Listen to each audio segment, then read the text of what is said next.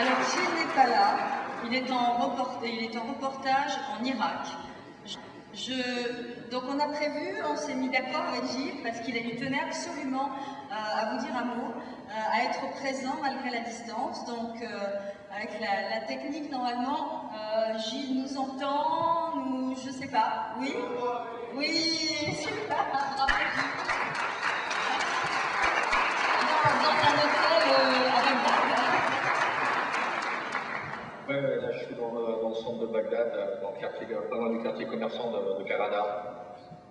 Un hôtel où on est seul d'ailleurs, parce qu'il était bombardé, enfin il y a eu un attentat suicide devant cet hôtel il y a un mois et demi. Le propriétaire vient de rouvrir, donc on doit être 4 ou 5 clients à l'intérieur, mais ça va. Gilles, un petit mot sur ce reportage que tu as réalisé à Gaza et qui a été primé ce soir sur les violences faites aux femmes. Je disais que c'était assez inédit quand même de voir ça. D'habitude, on voit plutôt la guerre entre Israéliens et Palestiniens. Donc, ouais. Je te laisse la parole. Ouais, c'est vrai que les violences conjugales, la violence faite aux femmes, c'est un sujet qui est quasiment, j'allais dire, il y a de la violence partout, dans chaque pays, mais alors moi je me suis intéressé particulièrement à ce sujet, parce que j'ai vu passer un petit papier, un petit encart dans le journal Le Monde, où on parlait d'une jeune documentariste palestinienne qui s'appelle Ghada Terraoui, qui a tourné un petit sujet de 15 minutes et qui abordait pour la première fois la violence faite aux femmes dans les territoires palestiniens. Et il s'avérait que le phénomène était très très important. Et il y a quelques télévisions en fait palestiniennes, locales, à Naplouse, à Tulkarem, dans différentes villes des territoires palestiniens, qui ont diffusé ce documentaire. Et il y a eu un espèce d'effet boule de neige sur place dans les territoires. Derrière cette diffusion, beaucoup de femmes ont décidé de se plaindre, de sortir de l'isolement et d'oser afficher une parole auprès des autorités de la police. Alors c'était un peu compliqué pour certaines d'entre elles de porter plainte, mais beaucoup ont porté plainte. Et en fait, moi, je suis parti sur ce sujet parce que, en fait, c'est un phénomène qui est très caché dans les territoires pour plusieurs raisons. Hein. Il y a des villes palestiniennes aujourd'hui dans les territoires en Cisjordanie comme Naplouse ou Hébron qui restent des terrains et des endroits où la loi tribale, le clan est très puissant et c'est des femmes qui ont peu de place pour s'exprimer. Alors, il y a tout le contexte politique que l'on connaît ici en France, dans les territoires palestiniens, donc ça génère beaucoup de violence dans les familles. Ce sont vous savez, des territoires qui restent bloqués, donc il y a beaucoup de chômage. Il y a beaucoup aussi d'hommes qui ont participé à différents combats on a pu suivre dans l'actualité. Et il y a beaucoup d'humiliation dans les familles, donc les hommes se sentent souvent humiliés, et en finale, en fin de compte, ce sont les femmes qui reçoivent des coups. Donc moi, j'ai eu la chance de tourner ce reportage, qui était très délicat, parce que bien sûr, c'est hyper tabou dans les territoires palestiniens pour les femmes de s'exprimer. J'avais contacté au départ quelques ONG qui s'occupent de ces problèmes-là en Palestine, et bon, c'était très difficile en fait de travailler avec ces ONG, et en fait, c'est un peu par l'intermédiaire de Sharon Bernat, qui est le correspondant de France 2 à Jérusalem, que j'ai eu l'idée de... D'accord, j'ai eu l'idée de faire ce sujet en passant par la police palestinienne, parce qu'il y a un programme de coopération en fait avec l'Europe, et aujourd'hui il y a des policiers palestiniens qui sont formés pour essayer de répondre à cette problématique-là dans les territoires. Et en fait, il y a un capitaine de police à Hébron qui m'a ouvert les portes de son commissariat et de sa structure spécialisée dans les conflits familiaux. Et en fait, j'ai pu rentrer au cœur de ces problèmes, au cœur des familles, à travers la police palestinienne. Et puis aussi, j'ai pu, à travers ça, il y a quelques femmes qui ont accepté courageusement de témoigner, parce que c'est très difficile pour ces femmes de s'exprimer, de parler de violence, d'abus sexuels. Voilà. Je dois te dire, Gilles, quand même, parce que là on a vu un extrait, mais tu as quand même aussi, tu as fait témoigner une femme qui malheureusement, pendant le reportage, est morte sous les coups de son mari.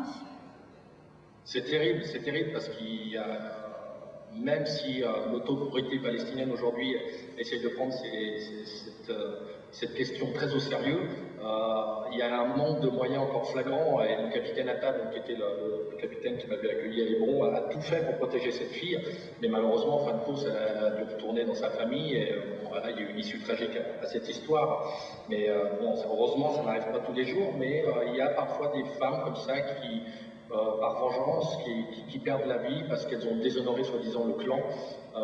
Alors le crime d'honneur dans l'extrait que vous avez diffusé est toujours présent dans les territoires, mais il y en a quand même beaucoup moins aujourd'hui. Les choses s'améliorent. Hein. Par exemple, le crime d'honneur est très présent encore en Jordanie. Il existe encore dans les territoires palestiniens, mais d'une manière beaucoup plus... il y a beaucoup moins de cas. Ils sont toujours présents, mais il y a beaucoup moins de cas. Donc c'est des questions qui sont nouvelles aujourd'hui, qu'essaie de traiter l'autorité palestinienne de manière sérieuse, et les choses s'améliorent tout doucement. Hein. Et aussi, ce qu'il faut dire, c'est qu'il y a des villes aujourd'hui, malgré le blocus, qui se développent en Cisjordanie, des villes comme Ramallah, comme Bethléem. On voit que c'est des villes qui bougent énormément, qui se développent, il y a des buildings, il y a des business. Et pour ces jeunes femmes qui sont issues de familles souvent où la tradition est très forte, c'est des femmes qui aspirent à un avenir meilleur, qui veulent prendre leur indépendance très tôt. Et ça génère encore des conflits dans les familles les plus traditionnelles, parce que beaucoup de gens n'acceptent pas que ces filles choisissent leur indépendance. Et voilà, c'est là-dessus qu'il faut travailler. Il y a des policiers, il y a des ONG qui parcourent comme ça les villages palestiniens pour essayer de sensibiliser les familles à ces problèmes-là pour que tout ça disparaisse progressivement. Un dernier mot, Gilles. Sur quoi travailles-tu là en Irak? Alors là, je tourne toujours un reportage pour Envoyé spécial qui passera à la rentrée. Et là, je m'intéresse à la manière de faire du business dans un pays qui est encore en guerre. Donc, je suis des investisseurs étrangers. J'essaie de montrer aussi la place que la France essaye de prendre dans ce grand chantier qui est de la reconstruction, ou plutôt qui a du mal à prendre une place. C'est très difficile pour les Français de s'imposer aujourd'hui sur le marché de la reconstruction en Irak. Et parce qu'en Irak, il n'y a toujours pas d'État. Pour faire des affaires en Irak, on ne s'intéresse pas à un État, on s'adresse à différents chefs locaux qui veulent tous se servir. La corruption est généralisée, donc c'est un pays qui se reconstruit tout doucement, très lentement. Par exemple, là, on a tourné cet après-midi une séquence, il y a très peu d'électricité, c'est un véritable enfer pour les habitants, parce que il y a très peu de turbines qui marchent aujourd'hui en Irak, donc les habitants sont obligés de faire face en s'achetant des générateurs. Quand on arrive à Bagdad, la ville sent le gasoil. Tous les habitants ont des petits groupes électrogènes pour avoir un peu d'électricité. Et actuellement, c'est très compliqué, par exemple, d'avoir du courant et aussi d'en avoir, parce qu'il fait 50 degrés, il n'y a pas de climatisation dans les habitations. Par exemple, cet après-midi, dans le sud de Bassora, il y a eu une manifestation qui a dégénéré. Hein. C'est des gens qui manifestaient parce que pour l'électricité, il n'y en a toujours pas. Et ça finit dans un bain de sang, il y a eu plusieurs morts et plusieurs blessés. Donc voilà, c'est pour montrer un peu la difficulté aujourd'hui à reconstruire un pays avec un État qui est toujours très fragile. Pour l'instant, le futur gouvernement n'est pas encore formé. Donc montrer un peu la difficulté pour les businessmen, qu'ils soient irakiens ou étrangers, ou que ce soit des grandes compagnies ou des petites compagnies, à venir travailler sur le marché de la reconstruction. Voilà. Merci Gilles, alors c'est formidable d'avoir cette liaison Bagdad-Marseille, je dois dire, je n'avais jamais fait ça. Donc merci vraiment, bravo, fais attention à toi, et si tu veux bien, je vais remettre ton prix à Charles Anderlin. Voilà. Juste une petite dernière.